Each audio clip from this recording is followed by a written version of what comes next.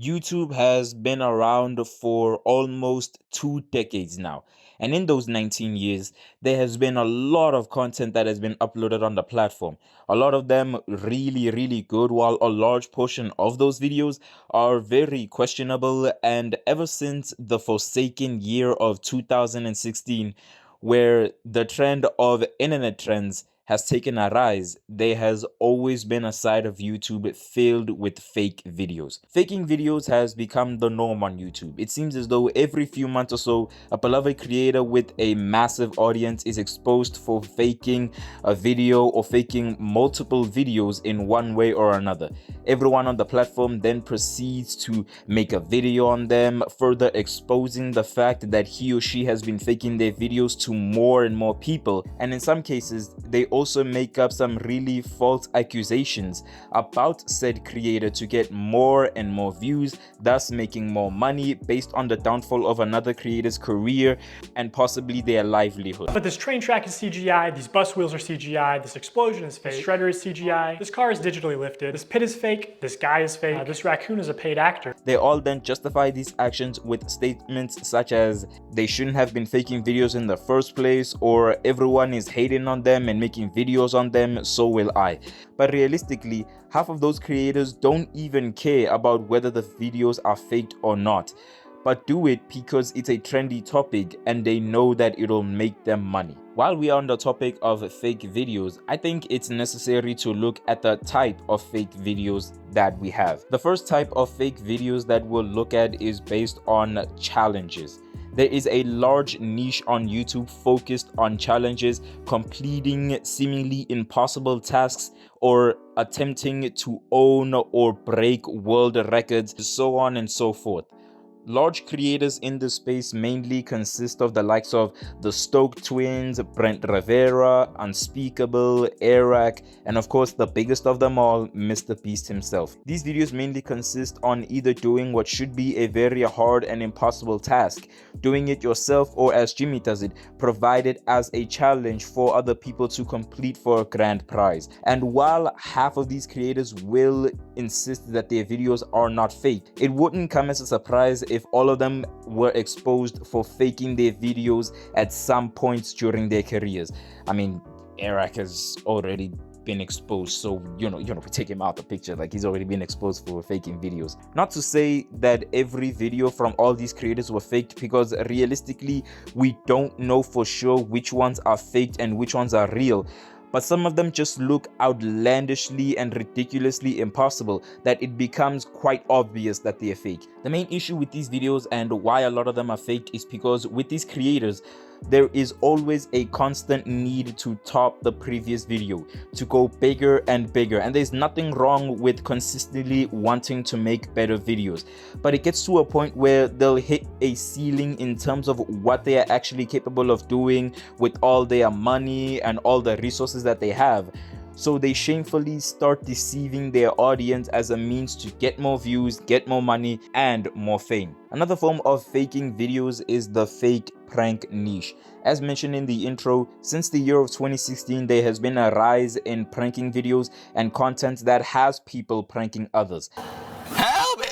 Anybody that... Hey, help me, help me, help me. Hey, please help me, please help me, please help me.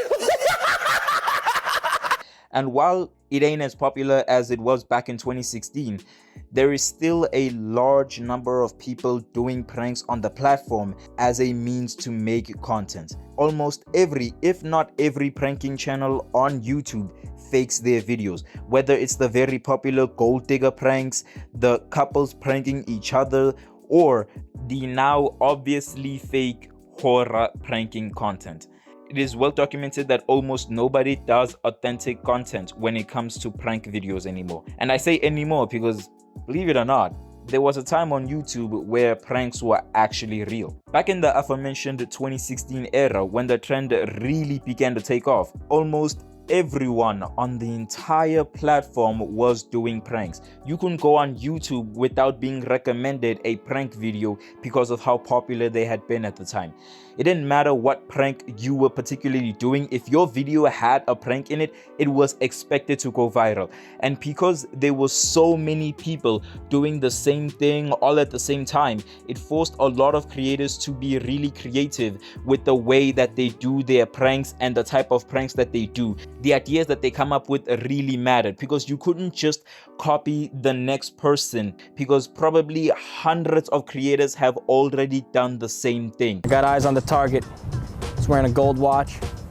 He's got a black hat on. Who the fuck are you? We've been compromised. I need you to take the shot ASAP. Take the shot.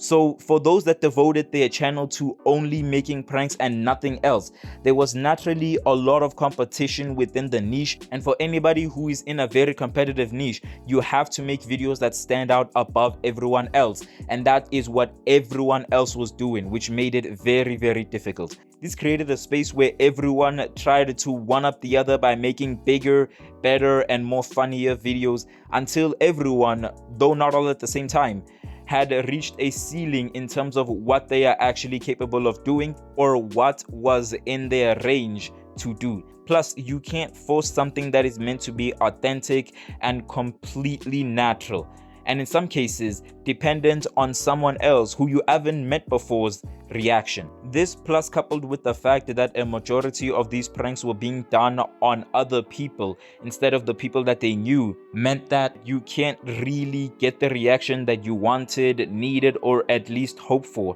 Eventually forced people to switch and change the way that they do pranks. And around 2016 to 2018, people, though not all of them, began faking their pranks. And as you know, on the internet, once one person or a few people start something and it works, all the other sheep follow, because that's where the money is. Now everyone fakes pranks because it's easier, they can get more views, and they are finally able to control the reaction that they get from others. Fake news, oh man. Faking news is one that I personally do not like, because it's just not necessary, man. It really isn't. With the previous 2 points, you could make the argument that the videos needed to be faked because of this, that, or the other. But with the news, it's just not necessary. It really isn't. There is no need to have fake news on YouTube, because you could fake as many videos as you want in the challenge niche and the pranking niche and still be loved by your audience. But once you start faking news, your career is over, man. Like, it doesn't make any sense. Imagine this, right? You're scrolling on YouTube because you're looking for something to watch. None of the YouTubers that you subscribe to have posted anything on that particular day. Subscribe to the channel. I upload every Monday and Friday. And you're scrolling through YouTube looking for something to watch while you eat. You come across a very interesting thumbnail and title. And the title reads, GTA 6 updates. Rockstar removes guns? Question mark, question mark, question mark. Emoji, emoji, emoji, emoji. You're really intrigued because, you know, you love playing GTA. Plus, you've been waiting for the new GTA 6 game since what? 2014, maybe? And so you click on the thumbnail, unsuspecting of the clickbait behind it. And the video is the exact opposite of what the title and thumbnail say. Either that, or it's about a post that somebody did on Reddit about the game and the possibility of not having guns in the game and how that would change the game, and what it was a thread on Reddit. And this creator somehow took this post and turned it into a 20-minute video about false news that Rockstar were going to somehow remove guns from the game. And granted, once you find out that it's clickbait, you have the option to click off the video. But to those creators, man, I just gotta ask, man, what's the point? Besides the clicks, what else do you gain from that? The viewer immediately stops watching the video, which not only signals to YouTube to not promote the video because it ain't a good video, it instantly ruins your credibility, because now your video won't perform as well as it did if you had made truthful content. Plus, you hurt your chances of building a legitimate audience. Not to mention, you've ruined my afternoon, I'm not gonna lie. Cause like, bro, I had to go through 2 unskippable ads to get to your video only to find out that it was fake news. The last one, if I didn't miss any, are the fake restoration videos. These videos are typically made from channels such as FFD Restorations, Forgotten Things, Awesome Restoration, and Cleaning the Dirtiest.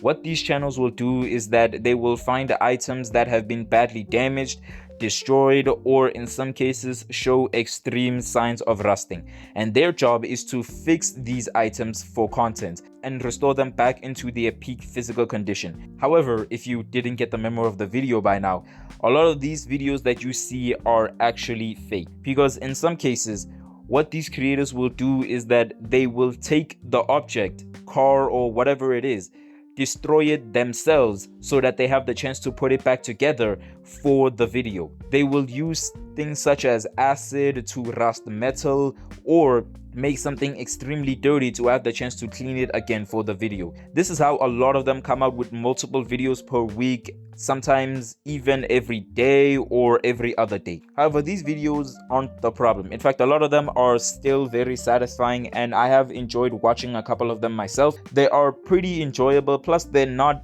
really hurting anyone. They are just restoring items that have been destroyed, even though it is by the creator. It ain't meant to be truthful, I think. It's just meant to be satisfying, which they are. The real problem is the other side of restoration videos on YouTube, the animal restoration slash rescue videos. Those poor animals, bro. Why do you niggas watch this shit, bro? Why do you watch this shit? So by now, you hopefully know that there is a large increase of people doing animal restoration slash rescue videos. And the premise of these videos is that a creator will, quote unquote, randomly find an animal that is either hurt, or in cases of sea turtles, has things stuck to their shells and bodies. They'll then take them home and subtly help them out by removing whatever it is that needs removing, quote unquote, saving them, and eventually send them back into the water where they had originally found them. Except they are not randomly finding these creatures. A lot of the time, they actively are looking for one, and once they have found one, they purposely glue items, which is very harmful to them, by the way, to the animals, put them back into the water, start the video, pretend to have only found them just at that very moment. They then take them home and then pretend to help them out by removing what they initially put on and to help them out. For example, the sea turtle. They find one, see that it has barnacles on the shells, or they glue plastic or rocks onto their shells. They then take them home in order to, quote, help them out, when all they are really doing is just hurting them. First, they attempt to move the items off the shells, but because they aren't properly educated on stuff like this, and they don't know that the shell isn't just a house for the turtles, but it is also a part of their body. So while they are using these sharp and dangerous tools to pick at the shell, they are actually hurting the turtle. Not to mention that once they do remove the object, it takes part of the shell with it. So you can imagine what type of pain that the turtle is in at that moment. They are literally ripping part of its body off along with the object. And during this, you can clearly see that the turtle is in pain, yet they continue to do it because they have no remorse for their actions. Not to mention that a lot of them do the operation and sit the turtle down in fresh water, which is not healthy for them, because it only takes one Google search to find out that turtles are saltwater creatures and they aren't meant to be in fresh water. It hurts them. The disturbing thing about it all is that YouTube has been told multiple times by various different creators and viewers that this is an issue on the platform, yet they have still not taken enough steps to resolve the issue. And these channels, their videos continue to get promoted and they still stay monetized. Like, why? Plus, there are channels that report issues like this by making a video on it so that YouTube can be made aware. They use the footage from the animal restoration videos, and their videos get taken down for harmful content and breaching YouTube community guidelines by having harmful footage about the animals. Yet the main video is still up on YouTube and is still monetized. The original poster's videos doesn't get flagged, taken down, or demonetized at all. So while these people are very disgusting for posting content such as this onto the platform, which is supposed to be a family-friendly platform, it's YouTube's own fault for not taking measures to stop them from doing this and continue rewarding them by promoting their videos and allowing monetization on them. These types of content is ruining YouTube because at some point, a lot of the content from these channels are going to be perceived as fake. Even if they are not fake, it not only harms the credibility of these channels, but it also harms the credibility of other channels in the same niches, because now these channels will be accused of faking content even if the content itself is genuine and authentic. They will be accused of doing something wrong based off of the actions of their peers. And for the animal restoration videos, they ruin YouTube because of the harm that they pose to animals involved in the videos and the reputation of YouTube for allowing these type of creators to continue existing on the platform. And furthermore, they use these poor and undeserving animals to profit and make money from them. It's insane to think that these type of people make a living based off of the suffering of other living creatures, and YouTube has still done nothing about it. The fake challenges are cringe, the fake pranks are obvious and predictable, the fake news is annoying and unnecessary, the fake animal restoration videos are just pure evil. Faking things is perfectly fine as long as there is a disclaimer given to not perceive false information to viewers and creators alike.